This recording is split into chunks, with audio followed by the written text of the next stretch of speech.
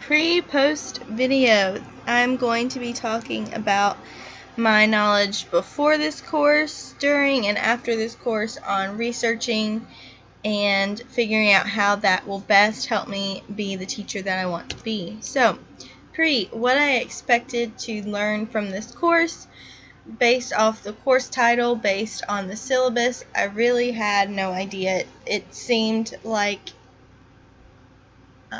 a lot of information that I had never heard before, that I had never worked with, and that might seem silly, but I really just kind of went in with it. Well, I'm going to learn a lot, I guess. And what I found is that I had been doing a lot of the things that we talked about and did in the classroom.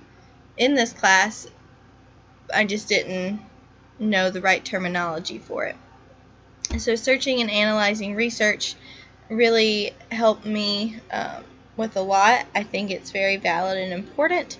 So knowledge of using certain databases to find those peer-reviewed scholarly articles that have the information that you want was something that I had already learned in my undergrad, where to find, where to go, but reviewing all the details, big and small, when I was trying to find good articles, I would read all the way through and then discover that it was pertaining to students who were either adult students or in college and not K through 12, where I wanted to focus on, so I would have to find another article.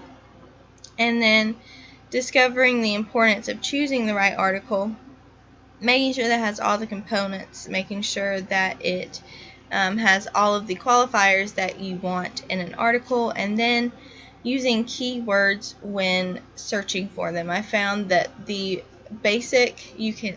more basic you can get, the better, because you get more of a broad term. And then once you find articles that you like, then you can get more specific. So data analysis. Previous data analysis versus future data analysis. Before this, I'm a special ed assistant, so I'm not a lead teacher, and I would, help with filing students' work, or make note of, I'm helping this student learn to count to 10, and they've been stuck on 8 for the past 3 days, and that was pretty much it. And so for the future, if I'm working with a student and they get stuck on the number 8, I will then say, okay, we need to try another method. We need to add on something, maybe different manipulatives to help you reach that goal. But I will also think, you have gotten to 8, so this method is working. Let's just see how we can help you succeed even further.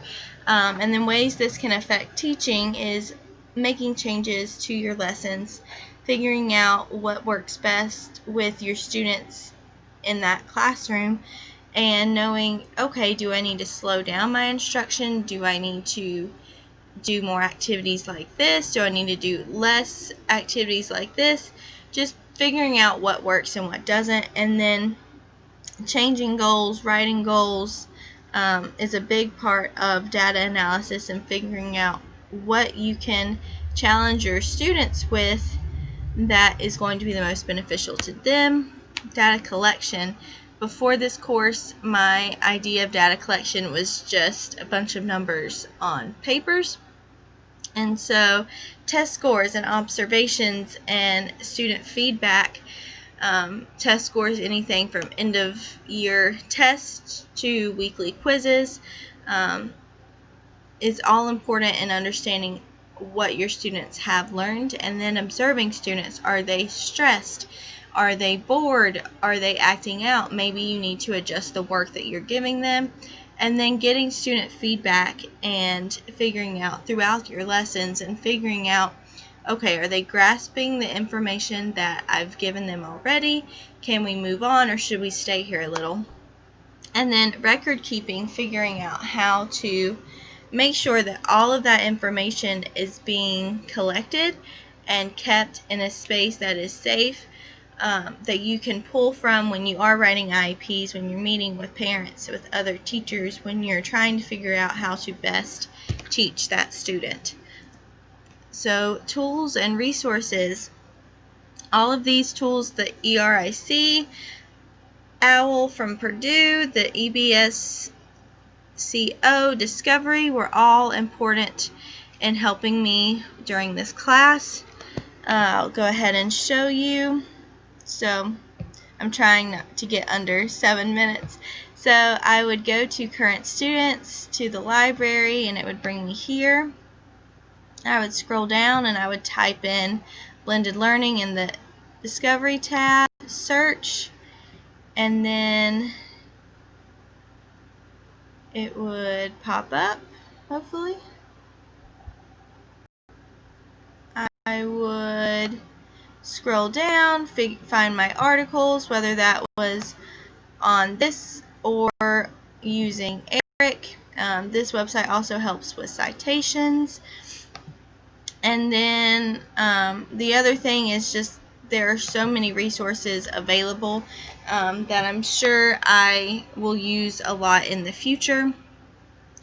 This course is the things that I've learned with research, I plan to use in all of my other classes, like note-taking and figuring out and coding information. And I also plan to implement what I've learned in future classrooms to become the best teacher I can be and to make the most effective lessons by researching all of the resources available and figuring out what works for my students and what doesn't.